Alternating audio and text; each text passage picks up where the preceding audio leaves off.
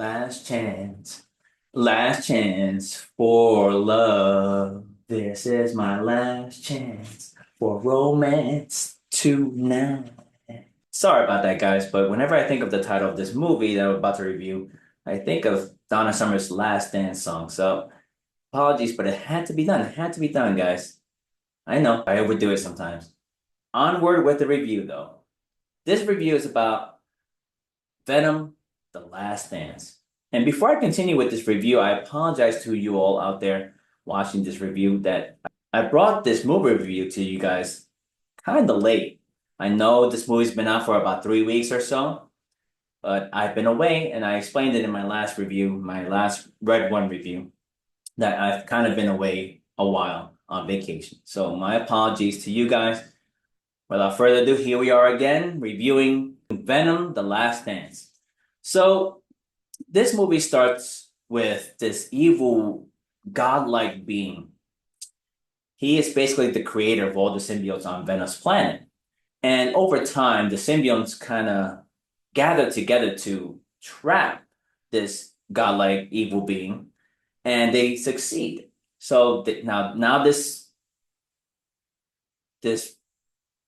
malevolent godlike being is trapped for millions of years. Fast forward to now, the godlike being wants to get, he wants to get free from this thing. He can't do it alone. He needs a special key. I believe they call it the Codex. And I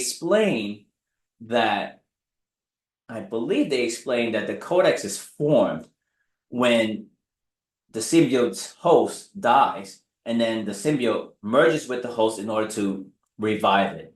So obviously we all know in the last movie, Eddie Brock dies, Venom merges with Eddie Brock to save his life, and then here we are, and then the Codex is formed within them, which it's not really known to Eddie Brock.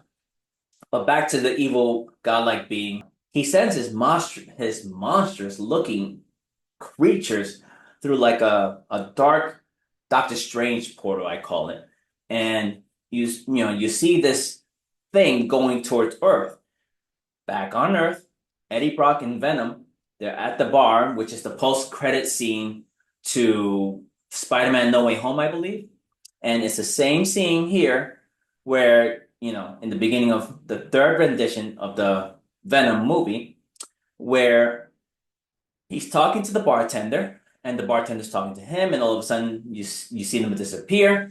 Goes back to his universe in this bar, talking to the same bartender, but this bartender looks different because it's a different universe, of course.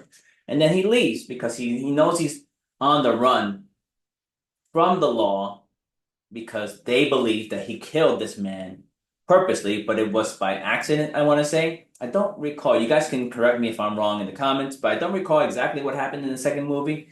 It looked like it might have been an accident, but to them it wasn't. So they want to bring him in. And also unknown to them, a secret organization or secret government organization is also looking for them. They are part of Area 53, which took over Area 51, I believe. And why not? You have this government organization looking for you on one end, and a monster-looking alien, like a supercharged alien, on the other end. Which kind of reminds me of like this tree shredder, I think you could call it. You ever seen this tree shredder where these tree cutters go to someone's house with this machine? They put like big pieces of wood right through the tree shredder, and it comes out like pellets on the other side. Take that times a million, and you have this monster looking alien that literally eats whatever it wants, and then it craps it out of its head like that. So yeah, that's pretty scary to me. I don't know about you guys. Eddie doesn't know about this alien looking thing, this monster looking alien thing, until they get attacked because they were fully formed as Venom on a plane while they were running away from the law. And then it lands on the plane, like from the ground, like a Hulk-like jump, beeline right to it. Of course, Venom does his best to stay away from it, to protect itself from this thing, jumps off the plane, the the alien can't find them if they're not fully formed into full-fledged Venom. So of course Venom knows that. They land on the ground, and then Venom ends up telling Eddie that they need to run away because it could be the end of all life if they are found by this monster, this alien creature of some whatever, some sort.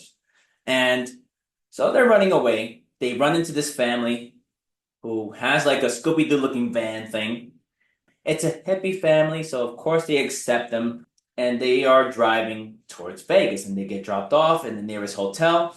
So Eddie and Venom go into this hotel.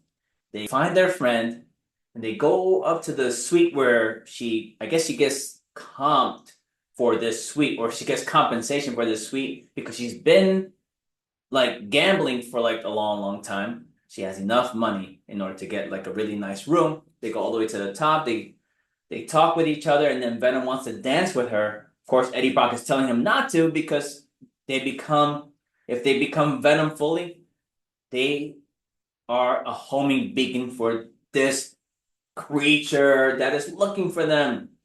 He does it anyway. He's dancing. It's a nice scene. It's kind of okay. It's kind of funny at times, but not too long. As they're dancing, the thing shows up, breaks through the ceiling, and of course, I think during that time, the uh, the government also shows up. Somehow, they escape from the monster, but the monster is still looking for them. Of course, they take them down underground to this place.